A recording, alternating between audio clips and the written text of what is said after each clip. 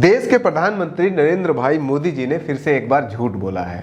हालांकि इसमें कोई आश्चर्य करने वाली बात नहीं है, क्योंकि ये तो उनकी आदत बन चुकी है।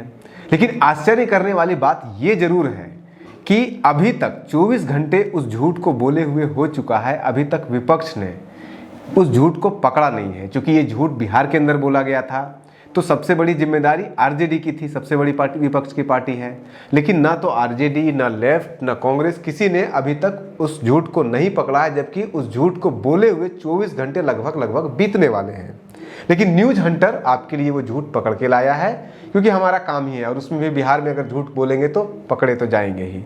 हम बिहार के न्यूज चैनल हैं। तो हुआ ये था कि कल यानी कि 6 मार्च को नरेंद्र मोदी जी बेतिया में, बिहार का ही एक जगह है बेतिया में, वहां पे एक जनसभा को संबोधित कर रहे थे। और उस जनसभा को संबोधित करते करते मोदी जी ने एक दावा किया। दावा उन्होंने ये किया कि बेगूसराय के अंदर जो बरौनी का फर्टिलाइजर प्लांट है, उसे लालू और राबड़ी शासनकाल के जंगल राज ने बर्बाद कर दिया था, और एनडीए की सरकार ने यानी कि मोदी जी की सरकार ने उसको फिर से दोबारा आबाद किया है, फिर से शुरू किया है। और इन परिवारवादियों ने आपके साथ क्या किया, इसका एक उदाहरण मैं आपको देता हूं। यहां बरौनी का खाद कारखाना कब से बंद पड़ा था? इन परिवारवादियों को कभी इसकी चिंता नहीं हुई।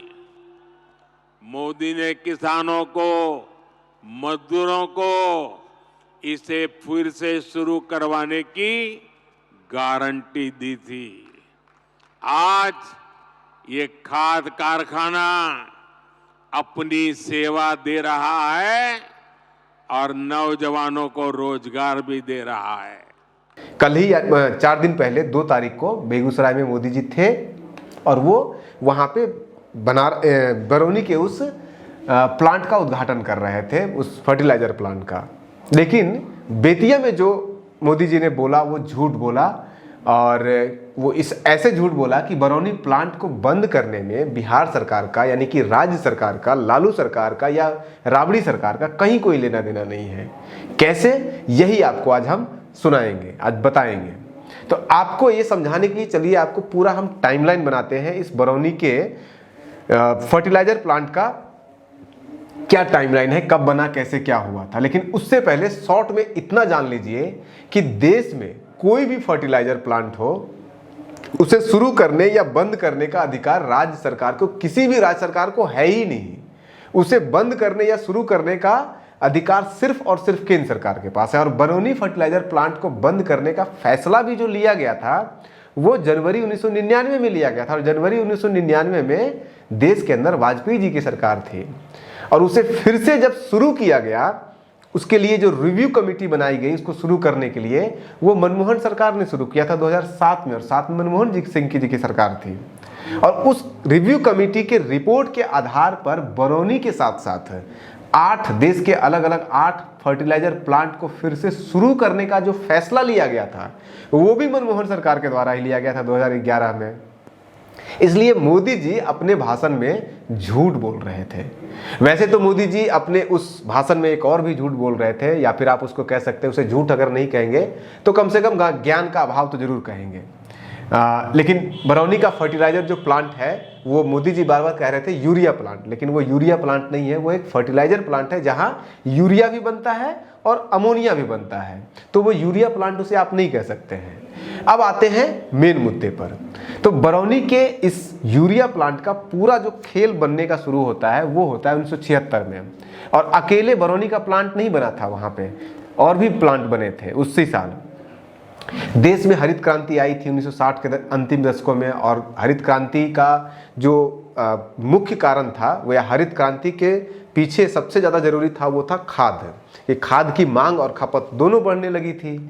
तो जब मांग और खपत दोनों बढ़ने लगी, देश को आयात करना पड़ा खाद को।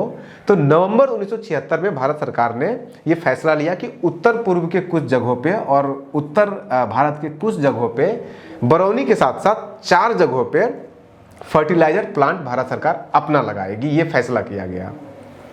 बरौनी के अलावा एक प्लांट आसाम के नामरूप में फैसला लिया गया था, 2 प्लांट पश्चिम बंगाल में, जिसमें से एक दुर्गापुर में है और एक हल्दिया में है, ये खोलने का फैसला लिया गया था। पर यहाँ पे इस वीडियो में हम आपको ज़्यादातर बरौनी की बात करेंगे, क्योंकि हम बिहार से हैं, बरौनी में एक ही प्लांट यहीं पे था। हालांकि बाकी जगहों के बारे में भी आपको हम जानकारी देंगे, लेकिन हम अपने आप को केंद्रित करने की कोशिश करेंगे बरौनी तक। तो ये बरौनी का प्लांट जो था वो 76 में कमीशन हुआ, 79 में ये प्लांट बनकर के तैयार हो गया, वहाँ से प्रोडक्शन शुरू हो गया। बरौनी के इस खाद प्लांट में लगभग यहाँ से 600 मैट्रिक टन अमोनिया और लगभग 1000 मैट्रिक टन यूरिया प्रतिदिन उत्पादन करने का टारगेट दिया गया था, यानी कि इतना टारगेट के साथ इस प्लांट को शुरू किया गया। हालांकि ये जो टारगेट 600 मैट्रिक टन और 1000 यूरिया का मैट्रिक टन का टारगेट था, वो कभी भी पूरा हुआ ही नहीं। वो प्लांट बंद हो गया, लेकिन वो टारगेट नहीं पूरा हुआ। तो जब टारगेट नहीं पूरा हो रहा था, तो भारत सरकार ने क्यों ये टारगेट पूरा नहीं हो पा रहा है, इसके लिए उत्पादन क्यों कम हो रहा है, इसके लिए एक जांच समिति का गठन किया भारत सरकार ने, और ये 85-86 के आसपास समिति का गठन किया गया। और उसके बाद फिर 1992 में बरौनी के इस प्लांट को भारत सरकार ने बीमार घोषित करके इसको बंद कर दिया गया। और उसके बंद नहीं किया गया, उसको फिर बीमार घोषित करने के बाद पहला स्टेज ये आता है कि BIFR, मतलब कि board for industrial and financial reconstruction, एक संस्था है भारत के अंदर, उसको भारत सरकार ने ये फैक्ट्री सौंप दिया कि आप इसका रिव्यू कीजिए। BIFR जो है वो भारत का कोई भी फैक्ट्री देश के किसी भी हिस्से में हो, अगर वो सही ढंग से काम नहीं कर रहा हो, उत्पादन सही ढंग से नहीं कर रहा हो, घाटे में अगर चल रहा हो, तो उसे ठीक करने के लिए एक अंतिम प्रयास किया जाता है। उसके लिए, उस अंतिम प्रयास के लिए भारत सरकार उसे BFIR को दे देती है। लेकिन जब BFIR ने अंतिम प्रयास किया इस बरौनी के फर्टिलाइजर प्लांट के ऊपर, लेकिन वो सक्सेसफुल नहीं हुआ, तो अंत में भारत सरकार ने ये फैसला लिया जनवरी 1999 में कि बरौनी के फर्टिलाइजर प्लांट को बंद कर दिया जाए। इस प्लांट में और भी घपले हुए थे, जैसे कि पैसों की धांधली हुई थी और उसकी CBI की जांच भी हुई थी, क्योंकि ये आरोप लगाया गया था कि प्लांट के जो मैनेजर हैं उन्होंने जरूरत से ज़्यादा सब्सिडी का पैसा निकाल लिया था और उल्टे पुल्टे जगहों पे खर्च किया था।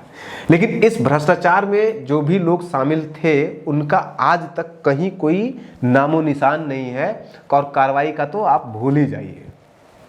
अब चलिए थोड़ी देर के लिए इस भ्रष्टाचार को साइड में रख देते हैं, और अब आप हमें ये बताइए कि जब बरौनी का प्लांट बनना शुरू हुआ था, तो देश में और बिहार में दोनों जगह पे कांग्रेस की सरकार थी। जब बरौनी का प्लांट सही से नहीं चल रहा था, सही ढंग से उत्पादन नहीं हो पा रहा था प्लांट से, तो उसकी जांच करने के लिए जो समिति का गठन किया गया, उस समय भी बिहार के अंदर और भारत के अंदर कांग्रेस की ही सरकार थी।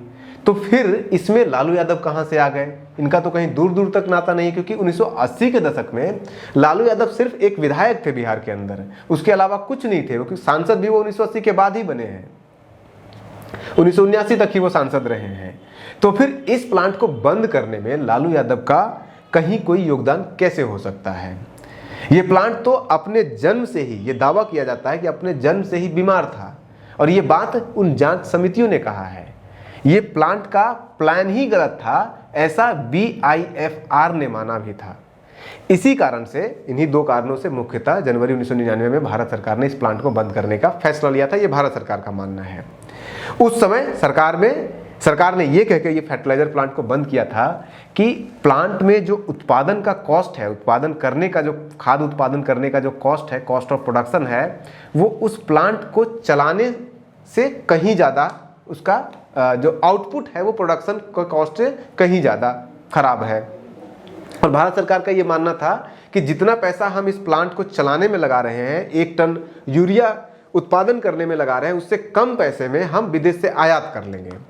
तो यही सोच करके इस फैक्ट्री को बंद किया गया। इसके साथ साथ और भी फैक्ट्री को बंद किया गया था, और उसके बाद फिर भारत में फर्टिलाइजर यानी कि यूरिया का आयात होना शुरू हो गया था, जिसे 1999 में बंद किया गया था बरौनी के। इसके साथ साथ एक दुर्गापुर का भी जो प्लांट था, फैक्ट्री थी, उसको भी बंद किया गया था 1999 में ही।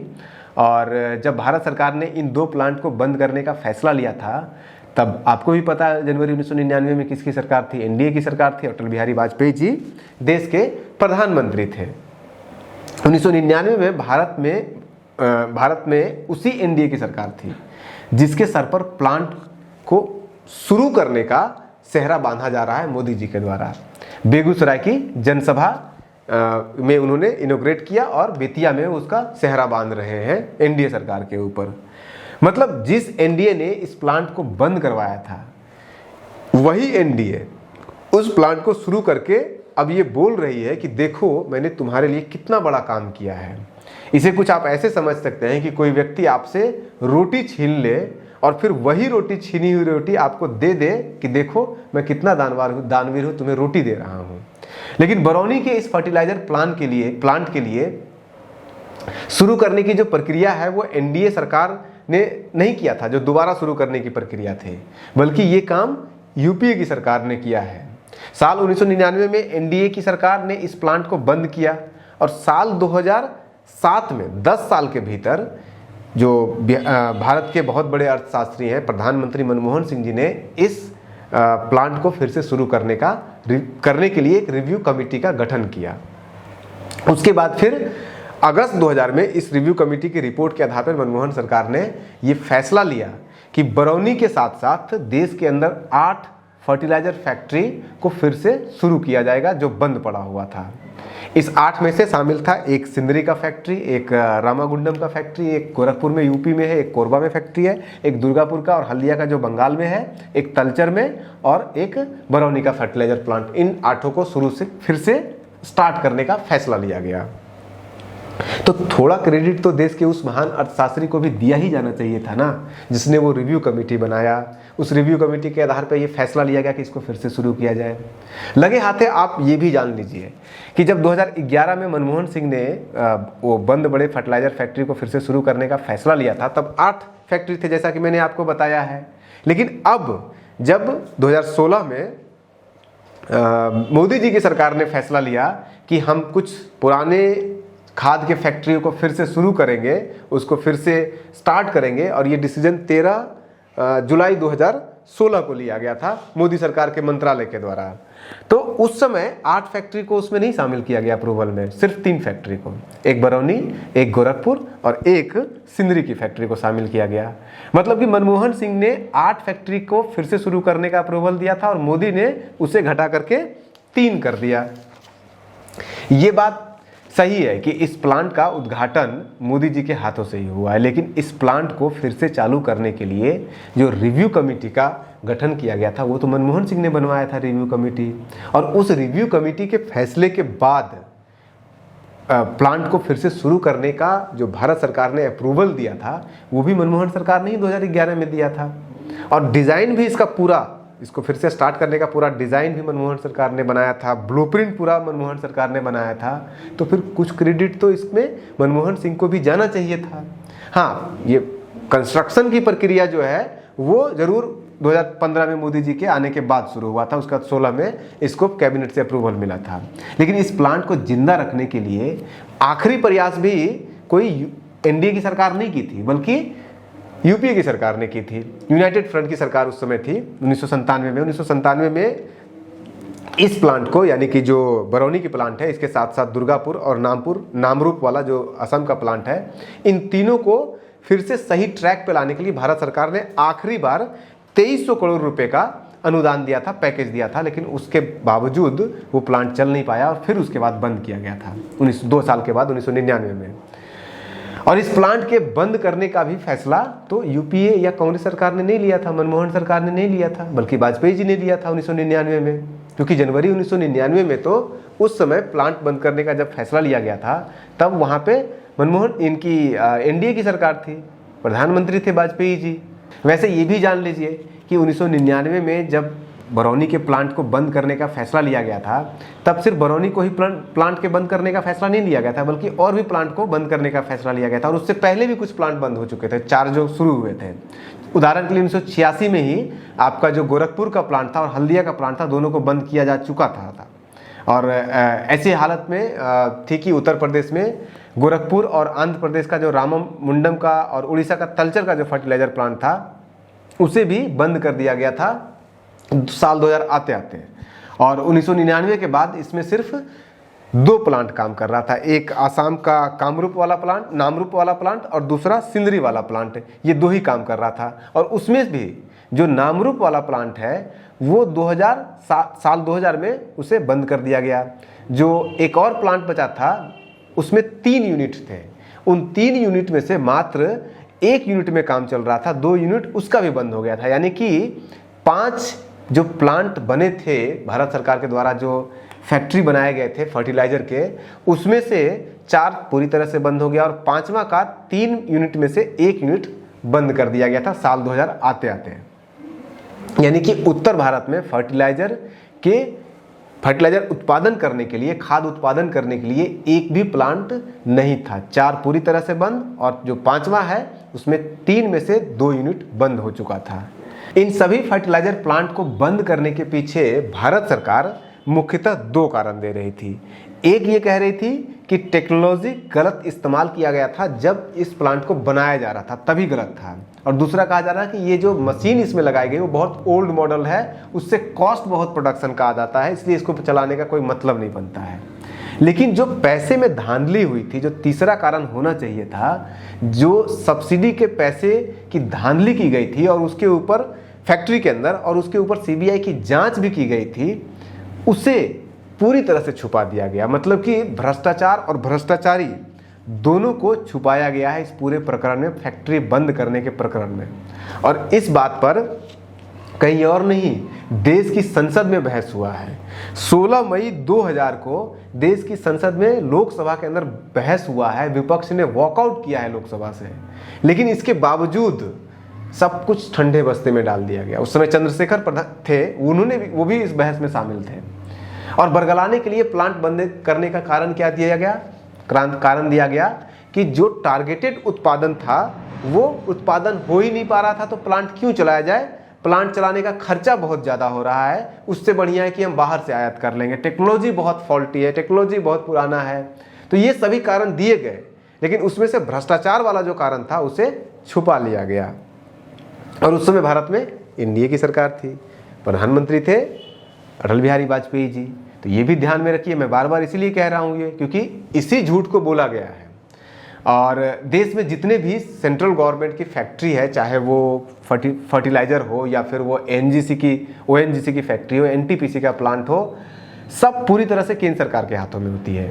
कोई भी राज्य सरकार या बिहार सरकार का उसमें कहीं कोई हस्तक्षेप होता ही नहीं है। तो फिर इसमें बिहार सरकार कैसे रिस्पॉन्सिबल हो गई? लालू यादव या फिर राबड़ी देवी कैसे रिस्पॉन्सिबल हो गई? इस तरह के केंद्र सरकार के किसी भी प्रोजेक्ट में राज्य सरकार का सिर्फ इतना योगदान होता है कि वो फैक्ट्री लगाने के लिए, राज्य सरकार फैक्ट्री लगाने के लिए केंद्र सरकार को जमीन उपलब्ध कराती है। और बिहार सरकार तो जब बरौनी की फैक्ट्री लग रही थी, तो जब पहले लग रही थी 1979 में, उस समय भी स्टाम्प फ्री, ड्यूटी फ्री जमीन दिया था, बिहार सरकार ने उपलब्ध कराया था भारत सरकार को। और जब 2015-16 में जब अप्रूवल हुआ, फैक्ट्री पे काम शुरू हुआ बरौनी वाले पे, दोबारा उसको रिवाइव करने के लिए, तब भी बिहार की नीतीश सरकार ने जो जमीन वहाँ पे रजिस्ट्री करना था उसको स्टाम्प फ्री कर दिया था, 1 पैसा भी ड्यूटी नहीं लिया था। अब भाजपा के कार्यकर्ता और नेता ये आपको बोल सकते हैं कि चूंकि लालू राबड़ी काल में बिहार में जंगल राज था, यातायात का साधन बिल्कुल खराब हो रखा था, सड़क वगैरह कुछ सही से चल नहीं रहा था, चोरी चमारी बढ़ा हुआ था, हर जगह पे हर गली में रंगदारी टैक्स लोग लेना शुरू कर दिए थे, इसलिए बिहार में बरौनी वाला फैक्ट्री चलाना, उसके जो भी चला रहे थे उनको चलाना मुश्किल हो गया था, ऑलमोस्ट इम्पॉसिबल हो गया था, और इसीलिए उसको बंद करना पड़ा। ये बीजेपी के लोग बोल सकते हैं आपको, एनडीए के लोग। तो आप हमें ये बताइए कि अगर बरौनी का फैक्ट्री जंगल राज के कारण बंद कर दिया गया था, तो फिर बंगाल में जो दुर्गापुर की फैक्ट्री को बंद किया गया, हल्दिया की जो फैक्ट्री को बंद किया गया, आसाम के सिदरी वाली जो फैक्ट्री बंद किया गया, या फिर उत्तर प्रदेश के गोरखपुर वाली जो फैक्ट्री बंद की गई, या फिर आंध्र प्रदेश का जो थलचर वाला फैक्ट्री बंद किया गया, वो कैसे बंद हुआ? वहाँ क्या जंगल राज था इन राज्यों में? क्या इसका मतलब ये है कि आसाम, बंगाल, यूपी से लेकर के आंध्र प्रदेश तक सभी जगह जंगल राज था, तभी तो वहाँ पे भी फैक्ट्री बंद हुआ, फर्टिलाइजर फैक्ट्री? सब जगह लालू और राबड़ी का राज था, जो इन राज्य के में फर्टिलाइजर फैक्ट्री बंद कर दिए थे जा करके। लेकिन मोदी जी की तो अब आदत बन गई है झूठ बोलने की, और चुनाव आ रहा है तो फिर ये झूठों की संख्या भी बढ़ेगी जैसे जैसे चुनाव नज़दीक आएगा। लेकिन बिहार में आकर के बोलेंगे अगर झूठ मोदी जी, तो नेताजी और विपक्ष है आपका झूठ का भंडाफोड़ करे या नहीं करे, न्यूज हंटर उस झूठ का भंडाफोड़ जरूर करेगा। इसलिए हमसे तो बचना पड़ेगा। प्रधानमंत्री मोदी जी को एक और आदत है, वो आदत ये है कि एक ही योजना का वो 4-4 बार उद्घाटन करते हैं, और यहाँ पे भी उन्होंने यही किया। 4 दिन पहले वो बेगूसराय गए थे, 2 तारीख को जनसभा किया और वहाँ जाकर के इस बरौनी फैक्ट्री का उद्घाटन किया था। हालांकि पिछले साल यानी कि सितंबर में ही बरौनी फर्टिलाइजर प्लांट पूरी तरह से उत्पादन करना शुरू कर दिया था, और अखबारों में भी ये खबर आई थी कि उसी साल यानी कि अगले महीने यानी कि अक्टूबर 2022 में मोदी जी बेगूसराय आएंगे और बरौनी की फैक्ट्री का उद्घाटन करेंगे।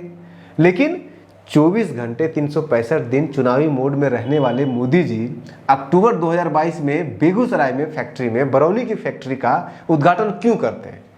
उस समय तो न तो कोई बिहार में कोई चुनाव था और न ही कोई देश में चुनाव था, तो वो फिर उद्घाटन क्यों करते हैं?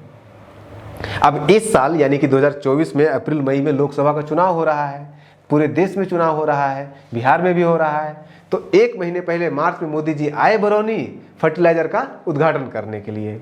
अब ऐसे एग्जाम्पल आपको और भी मिल जाएंगे।